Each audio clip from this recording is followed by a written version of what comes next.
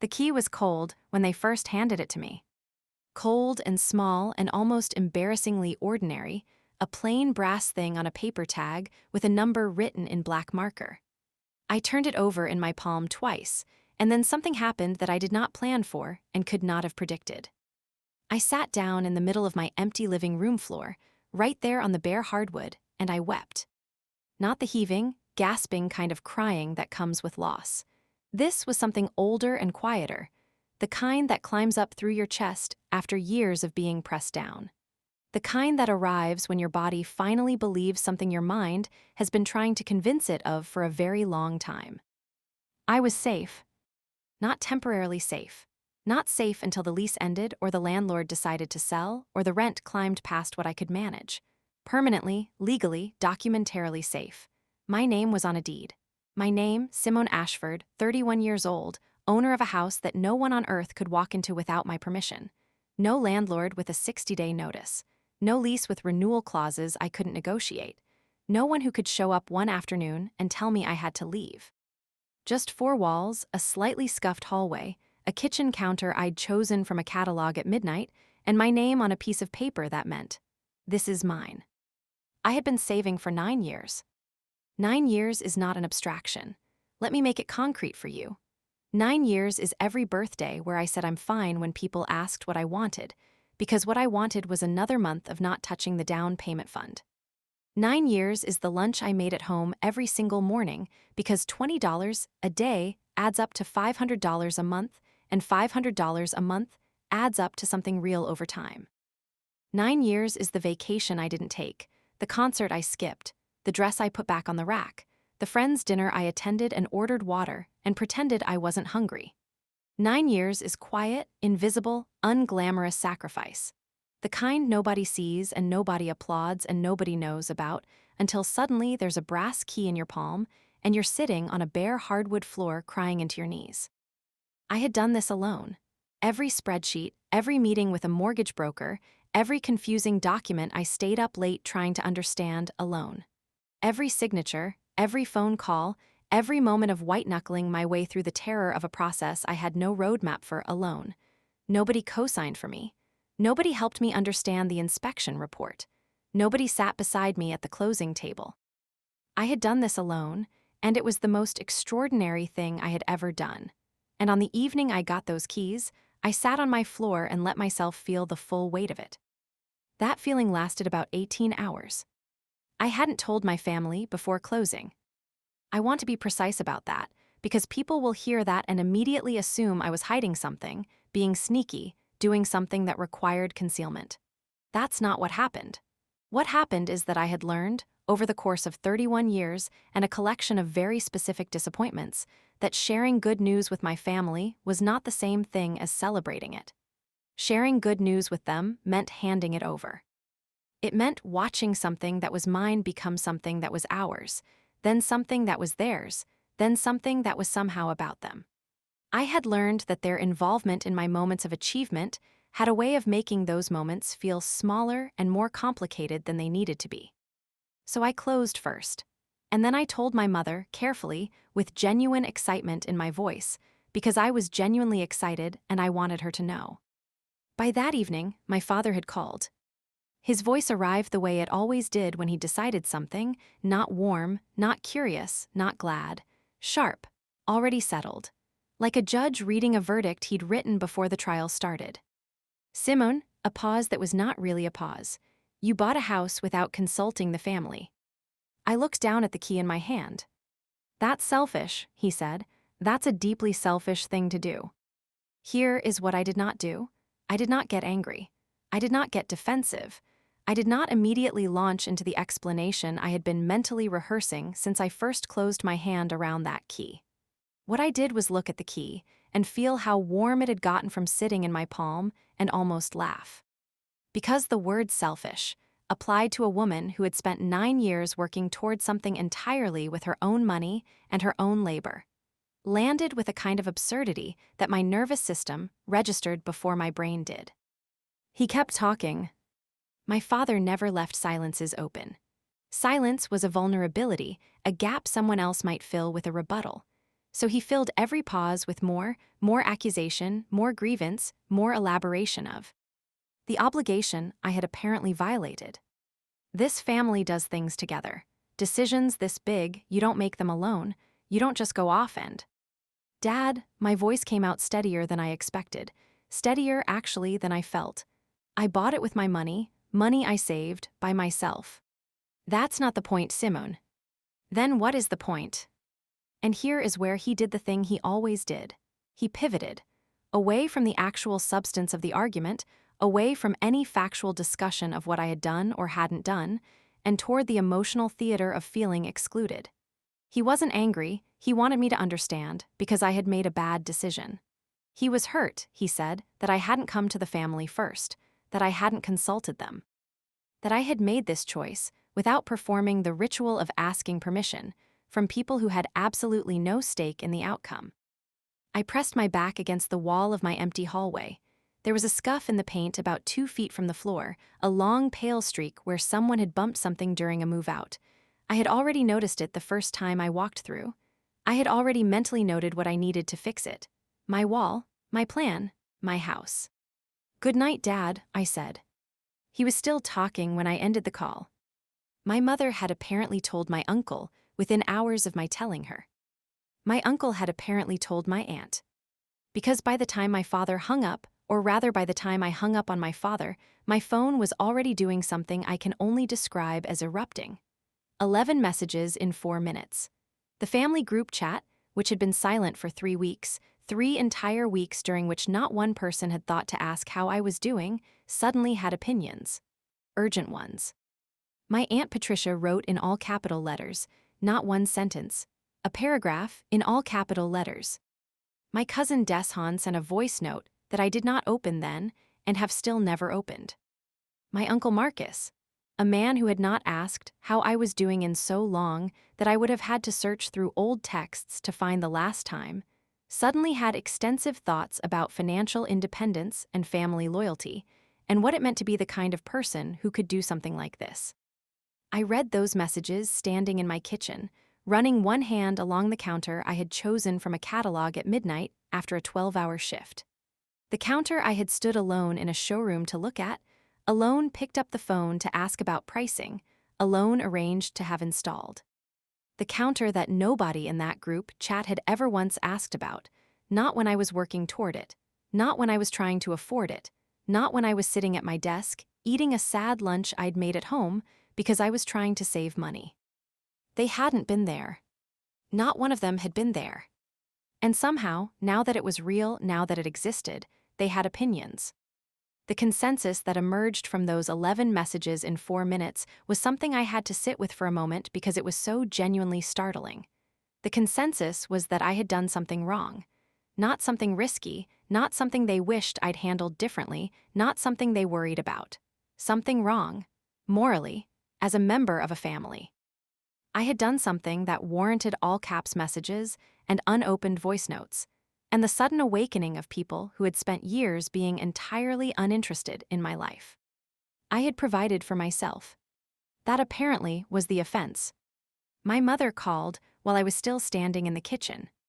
Her voice had that particular texture it gets when she needs me to absorb something without pushing back, a kind of performative exhaustion, like she's already tired of the conversation she's about to have with me, like my responses are a burden she's steeling herself for. I know that voice so well I could draw it. "You know how your father is, Simone. You could have just mentioned it."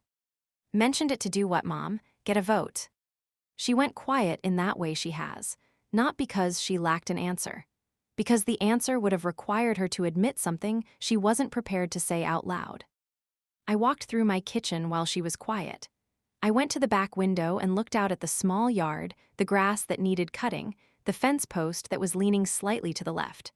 I thought about the list I was already keeping in my head, the scuff in the hallway, the fence post, the weather stripping on the side door. My list, my house, my yard with its slightly leaning fence post. "I just don't want there to be conflict," my mother finally said. "I didn't create the conflict, Mom." Another silence, longer this time. "Just keep the peace," she said. "That's all I'm asking, just keep the peace, Simone." as though I had started a war by purchasing real estate with my own money. As though the peace she wanted me to keep was a thing I had broken, rather than a thing that had been broke. And against me. The second wave came on day 2. My father called again, which I had expected, but his voice was different this time. Calmer, which, with my father, is never actually a good sign. Calm with him means he's had time. Calm means he's been talking to people, running the argument through different filters, testing it for weaknesses. Calm means he has arrived at a version of the thing he wants to say that sounds reasonable enough that I might not immediately see what it actually is. "We're not saying you did anything wrong," he started. I almost laughed out loud. I held it in. "We're just thinking about the family," he continued. "We're thinking about what family means, what it looks like when everybody takes care of each other." I said nothing. I let him get to it. "There's a spare room in that house," he said. "Your cousin Marcus Jr. is in a situation, just temporary, you know how family is." And there it was. Not grief that I hadn't consulted them. Not hurt feelings about being excluded from a milestone. Not any of the things he had dressed it up as in the first phone call. What it actually was, what it had always been, was this. Something valuable had been acquired and he didn't have access to it. The selfish accusation was never about principle. It was about positioning. My father was not a man who felt things about ethics and family loyalty in the abstract. He felt things about proximity to resources. And the moment he understood that I had a house, a real house, with rooms, sitting there, the conversation that had been framed as being about my moral failings became a conversation about a spare room. Marcus Jr. was 26, had been between jobs for longer than anyone in the family could account for cleanly, and had left his last 3 living situations under circumstances that nobody ever fully explained, but that you could piece together if you paid attention. I loved him the way I love a lot of things from my childhood, from a safe distance and with genuine warmth, as long as it stayed theoretical. "Dad," I said. "Simone, I'm just asking you to think about." "No." One syllable, flat and clean and finished. No explanation attached to it, no apology sitting beside it, no softening clause after it, just no. The silence on his end had a texture I recognized. It was the silence of a man who had expected resistance and had a counterargument ready, but who had not expected a door to close so quickly and so completely that the counterargument had nowhere to land. I hung up. I stood in my kitchen, heart rate steady, hands at my sides, completely still. And for the first time in my life, not the first time I had stood in a kitchen, not the first time I had said no, but the first time these things had happened together, in this house, with this key, with my name on a deed, I understood precisely what I had actually purchased. There is a specific hurt that comes from the people who say nothing. The loud ones, the all-caps messages and the voice notes and the phone calls, those are painful in a way you can see and name and eventually put down. But the ones who go quiet, the ones who were supposed to be different. My brother Terrell never called. Not to defend me, not to check on me, not even to say something that didn't take a side, but just acknowledged that I existed and that this thing had happened and that he was aware of me as a person. Nothing. Complete silence from the person I had been closest to in childhood, the person who knew the same wounds from the inside, who had grown up in the same house and understood exactly what it cost to carve out space for yourself in that family. We had been close once, the kind of close where you finish each other's sentences and remember the same details from the same bad years. But he lived inside that family ecosystem completely, voluntarily, with both feet. He had made a calculation, consciously or not, that staying comfortable within the family structure was worth more than spending the currency of their approval on someone who wasn't going to be in debt to them for it. Choosing my side would have cost him something. He had decided not to pay. My mother texted exactly once, not a call, a text. "Just keep the peace, Simone, keep the peace." I stared at that text for a long time. Thought about what keeping the peace actually meant in this context. Thought about who, exactly, the peace was for. Thought about the fact that peace as a concept requires 2 parties to participate in maintaining it, and that what she was actually asking me to do was absorb disruption unilaterally and call it peace. I didn't respond. I went out to my back porch instead, my porch, with its one slightly uneven step that I had already added to my mental list. And I sat down in the late evening and did something I hadn't done in years. I made a list. Not of grievances, not of specific incidents with specific people, a list of patterns. I went back through my adult life in my memory, and I wrote down every major thing I had accomplished. And beside each one, I wrote down what had happened in my family when I accomplished it. My promotion at work, my first car, my graduate degree, finishing the certification that had taken me 2 years of night classes. Every single one of those things had triggered the same sequence. The initial accusation, framed in terms of selfishness or pride or forgetting where I came from. The assembly of opinion, all those relatives who had no regular contact with me suddenly having an urgent perspective. And finally, the ask, because there was always an ask, always something that my achievement was supposed to be converted into for someone else's benefit. I sat on my porch, and I looked at that pattern, and I saw it for the first time in its entirety, rather than as a series of separate unpleasant incidents. They hadn't been celebrating me. They had been monitoring me, tracking my assets, taking inventory of what I was accumulating so they would know what to come for when the moment was right. Every success I reached alone had registered to them not as proof of my competence or my discipline or my worth, but as an acquisition that had slipped out of their orbit. A resource that wasn't being managed correctly. A person who was growing in ways that made her harder to control. Me, they had been trying to maintain control of me. The house hadn't been the offense. The house had just been the moment the pattern finally became impossible to misread. I decided to have a housewarming party. Small, intentional. I thought about it carefully, probably more carefully than I thought about most things, and I decided that the list of people I wanted in my home, in this space, in the first place I had ever owned, would be drawn from a single criterion. Had this person shown up for me when showing up cost them something? Not whether they were related to me, not whether they were supposed to care about me by virtue of shared DNA and family obligation. Whether, in a specific moment where my well-being required something from them, time, energy, money, inconvenience, they had given it. 12 people made the list. 12 out of a family and social circle that numbered closer to 60. My college roommate Diane, who had helped me move boxes in 90-degree heat without being asked and without complaint, and who had made up reasons why she wanted to be there rather than making me feel like I owed her. My coworker James, who had stayed on a video call with me until 11 at night walking line by line through my mortgage application because I didn't understand what I was signing and I was too embarrassed to say so to a professional. My neighbor from the old apartment, Rosa, who had slipped an envelope with grocery money under my door during a month when I hadn't said a word about struggling, and who had never once mentioned it or referenced it afterward, because for her, it had simply been what you did. These were my people, not by accident of birth, by choice, by the specific, irreplaceable currency of showing up. My invitations went out. My father heard about the party through the channels through which my father always heard about things. He called to inform me, not to ask, to inform that the family would be attending. It's a housewarming, Simone. Family comes to housewarmings.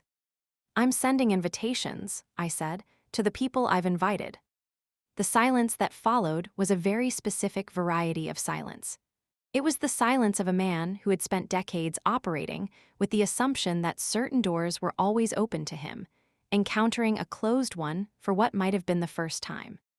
What does that mean? He said, carefully, as if the question might cause an explosion. It means what it sounds like, I said. And then I hung up, again, getting easier. The response was, I will admit, more theatrical than I had anticipated. My Aunt Patricia posted a public message about people who forget where they came from, which gathered 32 reactions from relatives who apparently had opinions about my interior decorating choices and guest list. My cousin Deshan escalated to a phone call, having apparently given up on voice notes, to explain to me at length that I was being ungrateful. My uncle Marcus, who I had not spoken to in over 2 years, suddenly felt personally wounded by not receiving an invitation to a party he had only learned existed through second-hand gossip. The performance of their hurt was something to witness. I use that word deliberately. It was a performance. Not because their feelings weren't real, I think some of them felt genuinely slighted, but because the feelings had nothing to do with me and everything to do with a story they were telling about themselves, about being family, about what family means and who owes what to whom. I was a supporting character in a narrative about their dignity and the fact that I had declined. To play the role assigned to me had disrupted the whole production. I watched it from a distance and tried to hold two things at once. Genuine compassion for the fact that some of these people probably did feel hurt, and an equal clarity that their hurt was not my responsibility to absorb. Both of those things can be true. I have since learned that this is one of the more important pieces of emotional knowledge a person can have. Someone can be in pain, and you can acknowledge their pain, and you can feel real empathy for their pain, and you can still decline to be the person who manages it. The party itself was the best night I had had in years. Diane brought flowers she had grown in her own apartment, a small pot of them, bright yellow, that she had been tending specifically because she knew I was closing and she wanted to have something alive to bring me. She handed them to me at the door and did not make it a big thing and did not need me to perform a reaction. She just handed them to me and walked in and started admiring the counter in my kitchen as if she already knew it by heart. Rosa arrived with food. Real food, the kind that fills a whole house with smell, the kind that makes people wander in from other rooms looking for the source. She cooked in my kitchen like she'd been cooking there for years, and I stood in the doorway watching her and felt something I can only describe as abundance, not just of food, but of the particular richness that comes from being genuinely known by another person. James gave a toast. I don't know how to do justice to this toast in description. It was funny and it was specific, and it was so exactly right about who I am and what this moment meant that it made 3 people cry, and then it made him cry, which made everyone else start laughing, which made more people cry. It was the kind of toast where you feel seen not in the overwhelming, embarrassing way but in the clean, quiet way, the way that makes you feel like your actual life, the real one, has been witnessed. We stayed until midnight. Not because anyone had to, not because the party had a formal end time, because nobody wanted to leave yet, because the conversation kept opening into new rooms, and the laughter kept finding new things, and the wine was good, and the house was warm, and the 12 people in it had been chosen on the basis of something real. Not one uninvited person showed up. Whatever my father had implied, whatever Patricia had rallied, whatever Deshan had planned, none of it materialized at my door, because I had finally understood something about how that particular engine runs. It runs on fear. Specifically on your fear of their disapproval. The moment you stop being afraid of their disapproval, the moment you genuinely, bodily stop dreading their disappointment and their anger and their narrative about what kind of person you are, the engine has no fuel. It goes quiet. I blew out the candles alone that night, after everyone had gone. Stood in my kitchen in the quiet and the warmth, the flowers on the windowsill, the leftover food in containers in the fridge, the glasses rinsed and drying by the sink. My kitchen, my windowsill, my candles. I blew them out and stood in the dark for a moment and thought about what I'd understood. I had been, for 31 years, defending myself to people who had already decided against me, offering explanations to a jury that had written the verdict before the evidence was presented. Every time I justified a decision to them, every time I explained my reasoning or apologized for my choices or tried to show them the math of why what I had done was reasonable, I was handing them the frame. I was accepting, implicitly, that my decisions required their approval to be valid. That my choices needed to pass through their judgment before they could be real. My last explanation had been the one on the night I got the key. I bought this with my money I saved, alone. After that night, I had made a quiet decision. No announcement, no declaration, no dramatic statement to anyone in the family about what I was doing or why. Just a decision, internal and final, that I was done writing explanations for that particular audience. No more defensive phone calls. No more recitations of my own worthiness. No more spending emotional energy justifying myself to people whose investment was not in my happiness, but in my compliance. Some decisions are made loudly, with witnesses. Some are made alone in a dark kitchen with the smell of good food still in the air. That one was the second kind. 6 months later, my father called. I knew it was him before I picked up. Not because of anything supernatural, because the interval made sense. 6 months is long enough to let the immediate heat die down, long enough for the silence to stop feeling like a statement and start feeling uncomfortable, long enough for circumstances to change. His voice was different this time, not the already decided verdict from the first call, not the controlled calm of the second call, the one where he'd had time to strategize. Something I hadn't heard from him before, a kind of roughness, something smaller than anger. Need, his voice had need in it. The lease on my parents' apartment was ending. The landlord had raised the rent, not a little, enough to matter. They were looking at options, and the options were limited, and he was calling to ask, his voice doing a thing voices do when they have to ask something they did not expect to have to ask, about the spare room. The spare room in my house. The same spare room he had tried to populate with Marcus Jr. 6 months ago, now offered as a solution to his own problem. I want to be honest about what I felt when I understood what he was calling about. I did not feel triumphant. I did not feel vindicated in the clean, satisfying way you might imagine a person feeling in a moment that looks, from the outside, like poetic justice. What I felt was sad, a muted, specific sadness for the particular irony of it, and also just sad for him, for the difficulty of being a person who had spent decades operating one way and now needed something that required a different approach.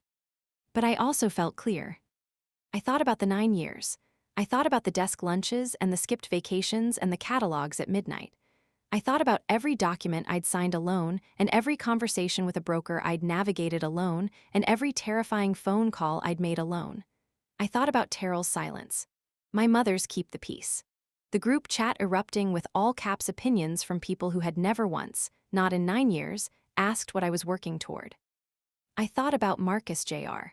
being offered to me not as a family member I might want to help, but as a transaction dressed in the language of obligation. I thought about the word selfish coming out of my father's mouth, applied to a woman who had spent the better part of a decade being entirely, economically self-sufficient and asking nothing from anyone. And I made a decision that was not about revenge.